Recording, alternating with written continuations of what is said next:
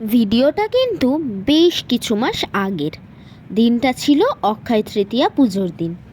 আমাদের দোকানে যেহেতু পুজো হয়, তো আমরা সবাই মিলে সেখানেই চলে যাই। তড়িঘড়ি করে সব কাজ শুরুও হয়ে যায়।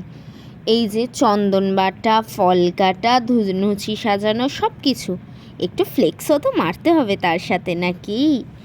তারপরে পুজো শুরু হয়ে যায় এবং সমস্ত এইখানে যে ড্রয়িংগুলো সেগুলো কিন্তু আমরাই করি। আগের দিন এসে আমি আর আমার বোন করেছিলাম। আর এখানে যেটা ফলটা দেখছো, আরও অনেক ফল কাটা হয়েছিল, কারণ সবাইকে দিতে হবে সেই জন্য।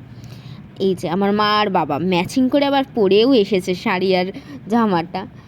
সেদিন সিংহাসনটা এত যে সুন্দর লাগছিল, তার থেকে চোখই সরানো যাচ্ছিল না। পুজো শেষে ঠাকুরকে সিংহাসনে বসিয়ে চলে আসি আমরা সবাই বাড়ি। তো এটাই ছিল আমার অক্ষয় তৃতীয়ার দিনের মিনি ব্লগ।